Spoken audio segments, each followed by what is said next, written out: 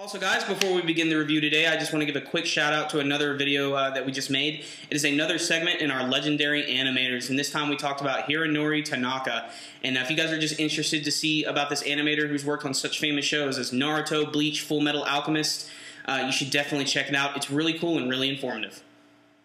What's going on, Kubo fans? It is Corey from SuperKamiGuru9000, and welcome to my review of the monumental chapter of Bleach 500. And you know what? Even though it was the 500th chapter, which is a milestone, there really wasn't anything too crazy here, and it was mostly just more setup and a little bit of hinting to what might be happening a little bit later.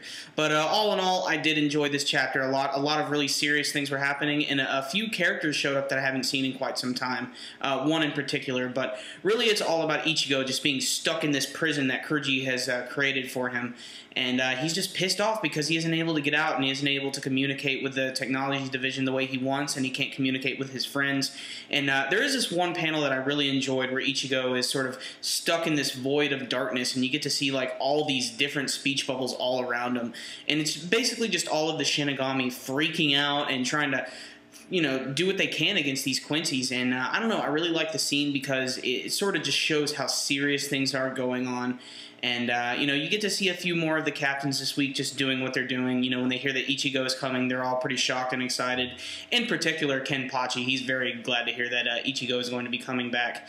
But things are really going down in the technology division. A lot of really weird things. All of a sudden, Jidanbo shows up. And if you don't remember who Jidanbo was, he's one of the gatekeepers of the Sarate, and he just like bursts through the walls, and his eyes are completely white now, and he's just all of a sudden inexplicably attacking like a bunch of the Shinigami and everything, and they don't know what to do.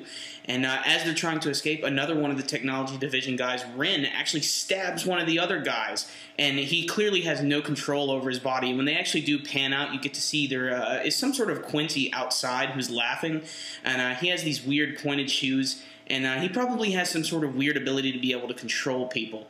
But the big stuff comes at the end when we go right back to Hueco Mundo, and we can see that Ichigo is still suffering from being caught in the prison.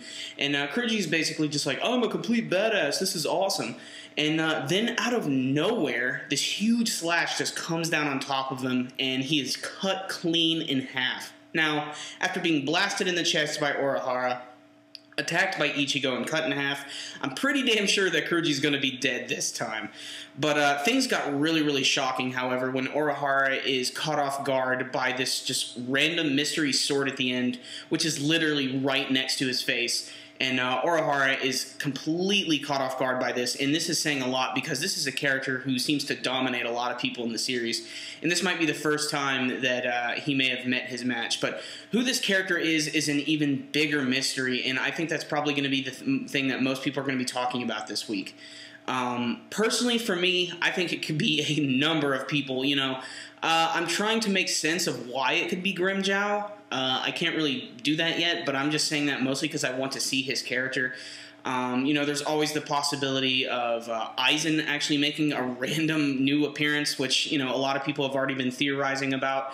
But honestly, it could be anybody at this point. But I'm really interested to see who it is. You know, it's probably going to be a friend, but then again, it could also be a foe. So that's what I really liked about this chapter. There was a lot of mystery added to the end of it, as well as some pretty cool action.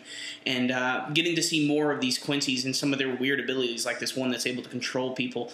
So just another damn solid chapter of Bleach that's beginning to show that this arc is in its final stages, and it's getting really serious because of that. A lot of characters could go down at any moment. And like I said, it was great to see Jidanbo again because he was really only seen at the very beginning of the Soul Society arc. And, you know, just to see him do something again, even though he's technically being used by a Quincy, it is cool to see that. But still, it's going to be all about that mystery character next week that we're all getting ready to see. So I really enjoyed this chapter, so I'm going to drop an 8 out of 10 on this one. It wasn't perfect. You know, the art was pretty good. The characters were good. And there's that mystery bit at the end. That's really what's going to get me interested. I cannot wait to see who that is. Alright guys, so clearly I was really enjoying this chapter, but what about you guys? How did you feel about this chapter? And also, who do you guys think that mystery guy is at the end? Could it be an Iran card? Could it be a Shinigami? Hell, could it even be a Quincy, or is it something completely brand new? You can let me know with your comments below. And as always guys, remember, if you like this video, make sure and give it a thumbs up. That concludes this video today, guys. SuperKamiGuru9000.